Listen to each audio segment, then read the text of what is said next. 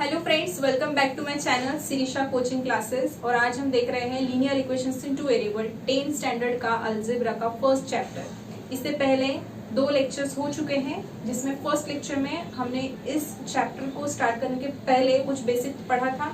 उसके बाद में लेक्चर नंबर 2 में linear equations in two variable किन किन इक्वेशंस को आप ये बोल सकते हैं वो हमने डिस्कस किया था कुछ एग्जाम्पल्स के साथ में।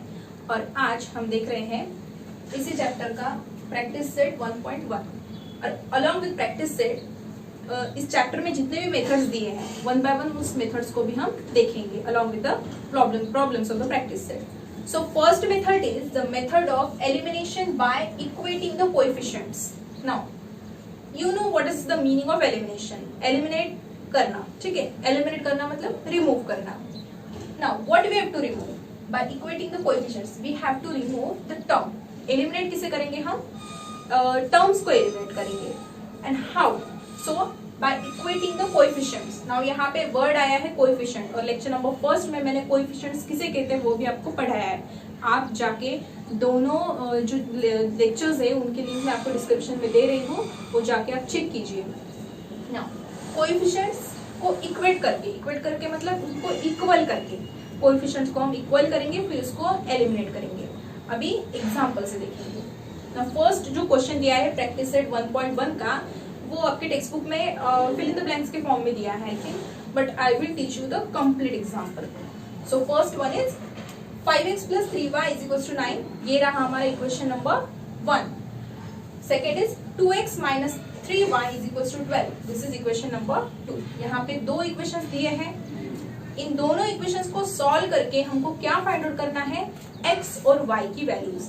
ऐसे वैल्यूज जो हम यहाँ पे x और जो y दिया है इनमें अगर पुट करेंगे, इसको अगर सॉल्व करेंगे तो इनका LHS और RHS इक्वल आना चाहिए। ऐसी x और y की वैल्यूज हमको फाइंड आउट करनी है। और मेथड क्या है? Method of elimination by equating the coefficients, मतलब हमको कोएफिशिएंट्स के साथ यहाँ पे खेलना है। सो इस टाइप के मेथड को सॉल्व करने के पहले यहाँ पे हमको देखना पड़ेगा फर्स्ट स्टेप जो है यहाँ पे क्या देखना है हमको कि जो कोएफिशिएंट्स दिए हैं वो सेम है कि नहीं है। अभी दोनों इक्वेशन में x के कोएफिशिएंट्स देखिए। यहाँ पे x का कोएफिशिएंट 5 है, यहाँ पे x का कोएफिशिएंट 2 है। Now this both the numbers are different. अभी देखिए अगर ऐसा कोई नंबर है कि 5 को मैं उससे मल्टीप्लाई करूँ तो मुझे 2 मिलेगा, not possible. In the same way अगर 2 को भी अगर किसी नंबर से मल्टीप्लाई करें तो 5 मिलेगा नहीं। सो इन दोनों के बीच में कोई रिलेशन नहीं बन रहा है। फाइन, यहाँ पे कोएफिशिएंट जो इक्वल तो है ही नहीं, इनका रिलेशन हमने फाइंड आउट किया तो कोई रिलेशन भी नहीं बन रहा है। अभी आइए y के कोएफिशिएंट्स की तरफ। दोनों इक्वेशन में y के कोएफिशिएंट्स देखिए। यहाँ पे y का कोएफिशिएंट है 3 और यहाँ पे भी y का कोएफिशिएंट है 3। सो यहाँ पे कोएफिशिएंट सेम है। हमारे मेथड के अकॉर्डिंग हम जा रहे हैं। हमको क्या देखना है कि कोएफिशिएंट सेम है या नहीं है। तो यहाँ पे ऑलरेडी तो कोएफिशिएंट्स सेम, मतलब आपको ज्यादा काम करने की जरूरत नहीं। एक स्टेप उन्होंने खुद सॉल्व करके दिए है जो कि कोएफिशिएंट्स हमको सेम करके दिए हैं। Now we have to just solve this and find out the answer.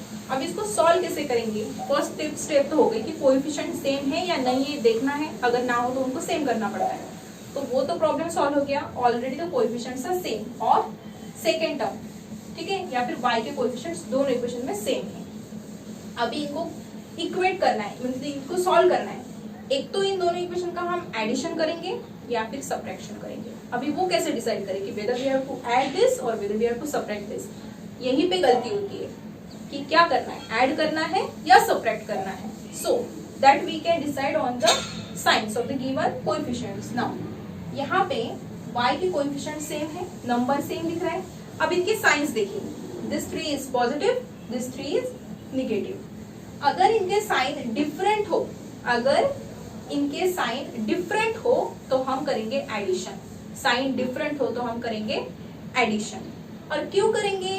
क्योंकि जिनके कोएफिशिएंट सेम है वो टर्म हमको एलिमिनेट करनी, मतलब ये y की टर्म एलिमिनेट हो जाएंगी और ये एलिमिनेट हो गई तो हमको x की वैल्यू मिलेगी। अभी देखिए क्या बताया मैंने आपको कि अगर कोएफिशिएंट सेम हो तो उनके साइंस देखो। अगर साइन डिफरेंट हो, अलग अलग साइन दिए हैं, मतलब वी हैव टू ऐड। ये आपको और क्लियर हो जाएगा जब हम आगे के और क्वेश्चंस को पढ़ेंगे तो। और वैसे भी ये जो साइंस का जो मामला है, इसके लिए मैं आपके लिए एक स्पेशल 5-10 मिनट का वीडियो बनाऊंगी जिसमें आपको मैं साइंस के बारे में पढ़ाऊंगी कि what can be done. Okay, so signs are different, so we will add. Now add, क्या लिखेंगे sentence? Adding equation 1 and equation 2. Equation number 1 और इक्वेशन नंबर 2 की क्या करेंगे हम? एडिशन करेंगे, और ऐड करते समय हमको दोनों भी इक्वेशन लिखने पड़ेंगे. So again we will write the same equations. 5x plus 3y is equals to 9. 2x minus 3y is equals to 12. और इनकी कर रहे हैं हम एडिशन. अभी एक चीज और ध्यान में रखिए, आप इनकी एडिशन करिए या फिर सब्ट्रैक्शन करिए, सारा खेल यहाँ पे दिए हुए साइंस पर. ठीक है, whether we write addition or subtraction, we have to discuss the signs given here. Now अभी देखिए 5 पॉजिटिव है, 2 भी पॉजिटिव है, मतलब प्लस प्लस, और प्लस प्लस क्या हो जाएगा? प्लस हो जाएगा. 5 plus 2 will be 7. 7x. After that 3y. यहाँ पे ये 3 पॉजिटिव है, यहाँ पे ये 3 निगेटिव है. प्लस माइनस क्या हो जाएगा? माइनस. और 3 minus 3 मीन्स 0. आंसर 0 ही आ रहा है. तो अगर ये टर्म हम ना भी लिखे, दैट इज ऑल्सो फाइन.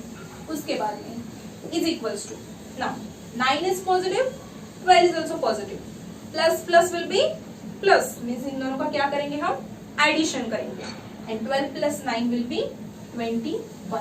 यहाँ पे हमें क्या मिल रहा है अभी?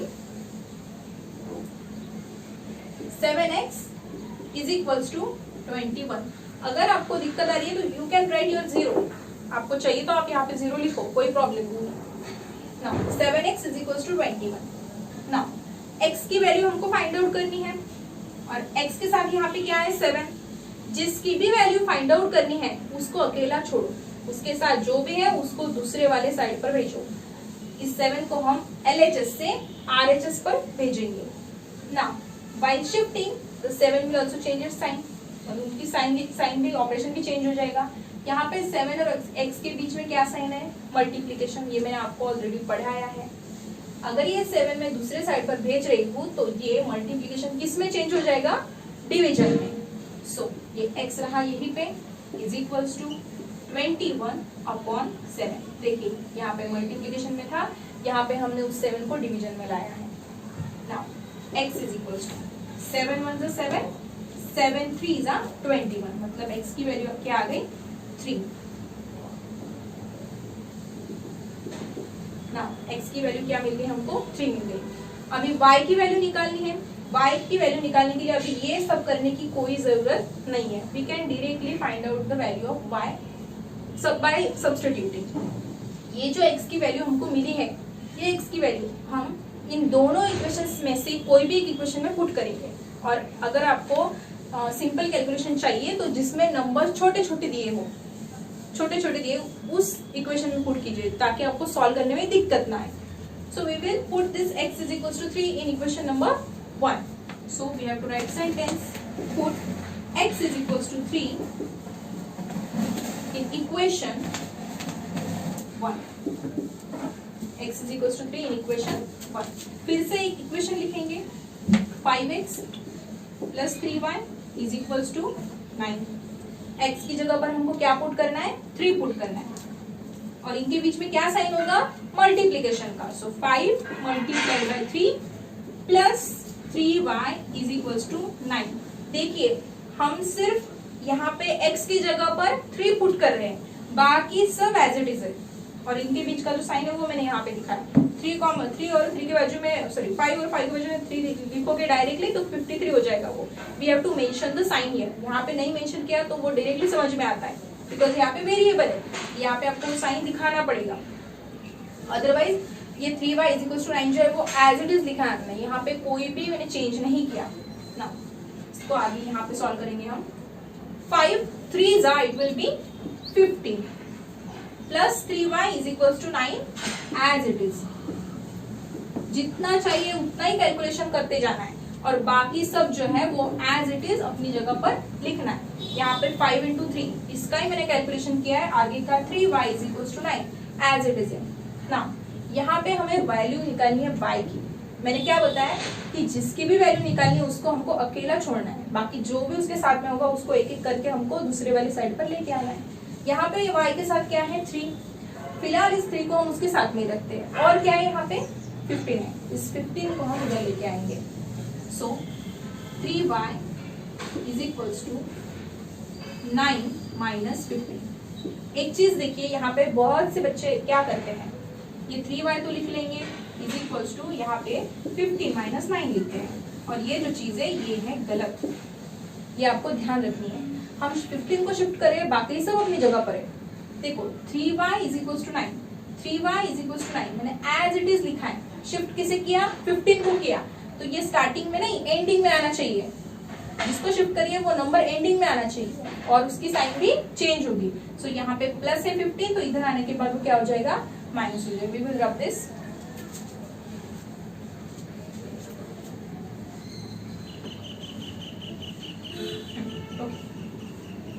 so 3y is equals to 9 minus 15, therefore 3y is equals to, यहाँ पे प्लस माइनस 9 को साइन किया है, यहाँ पे पॉजिटिव है, 15 को माइनस साइन है, so plus minus will be minus, और 15 में से 9 गए कितने बचे 6, और इस 6 को हमको देनी पड़ेगी साइन। ये भी बहुत से बच्चे गलती करते हैं, ये नंबर तो लिख लेंगे उसको साइन ही नहीं देते। साइन देना बहुत जरूरी है जब भी हम एडिशन या सबट्रैक्शन कर रहे हैं।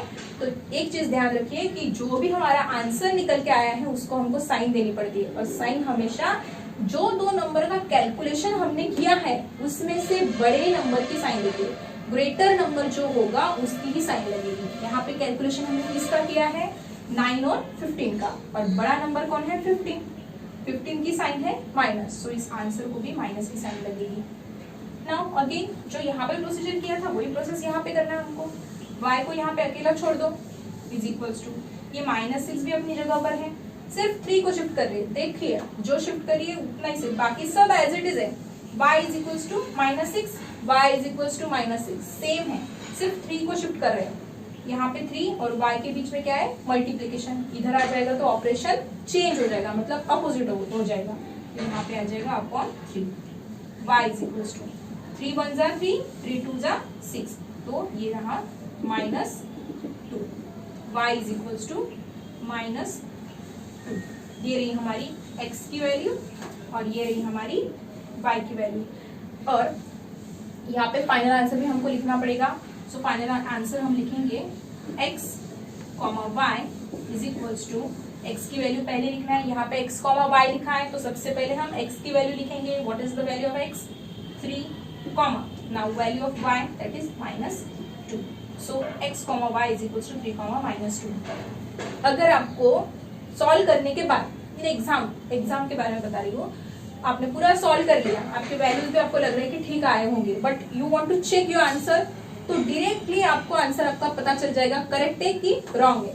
जो x और y की वैल्यूज आपको मिली है वो हम डायरेक्टली ये जो दो इक्वेशंस दिए हैं इनमें पुट करके देखना, x की और y की वैल्यू पहले इक्वेशन में पुट करके देखो, सेकेंड इक्वेशन में पुट करके देखो, सॉल्व करो उसको। अगर आपका आंसर 9 और 12 आता है, ठीक है, तो ये जो पूरा आपने सॉल्व किया that is correct, your values of x and y are correct, otherwise कोई तो भी गलती वहां पे हुई।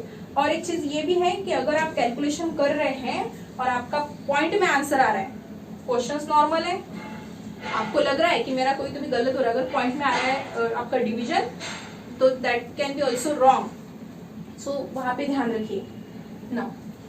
फिर से एक बार आपको पूरा रिवाइज करती हूँ।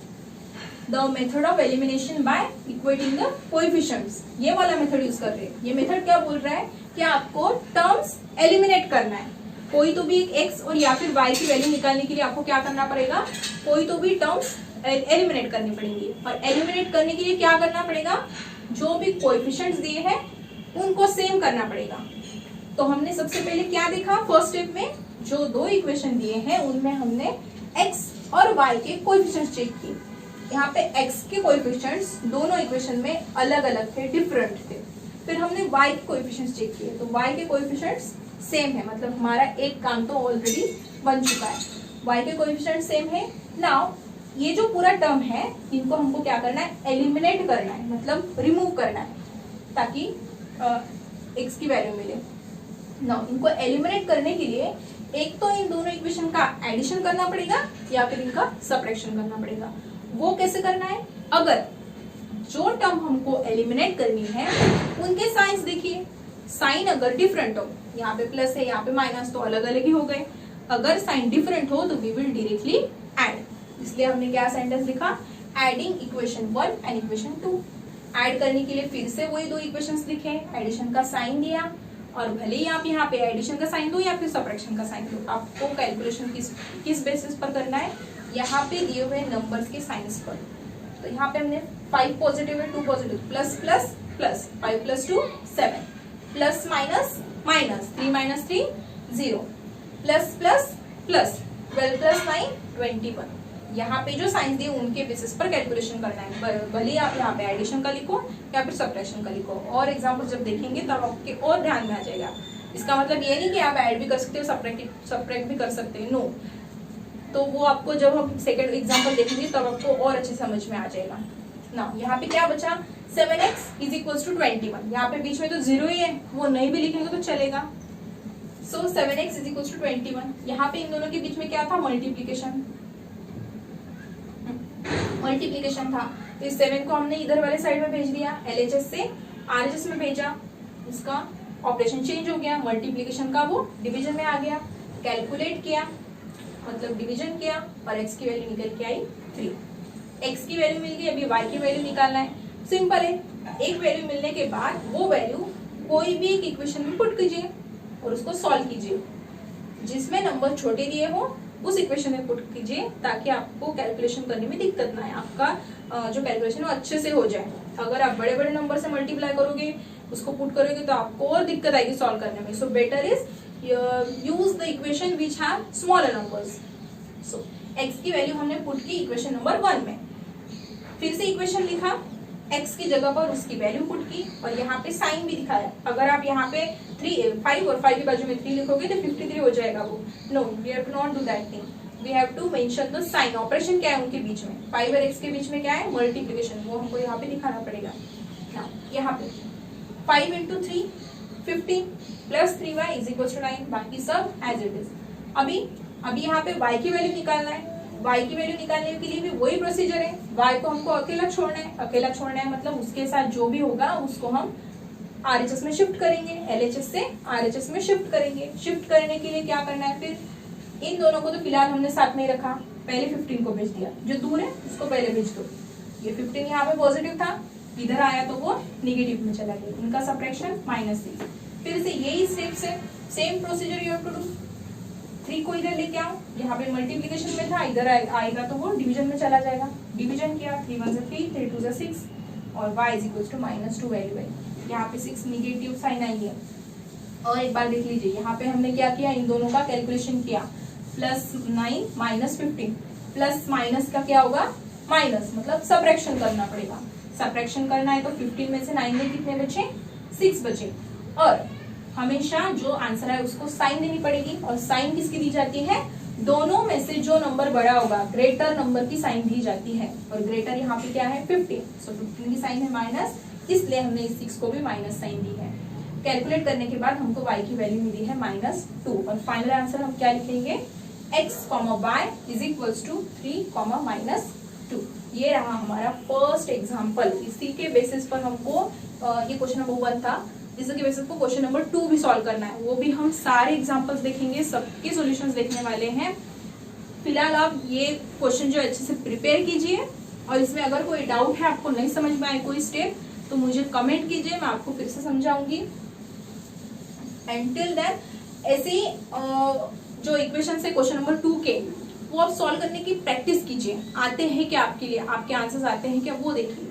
Till then prepare for this question, and इसके बाद वाले लेक्चर में हम क्वेश्चन नंबर 2 देखेंगे। Till then thank you, bye bye.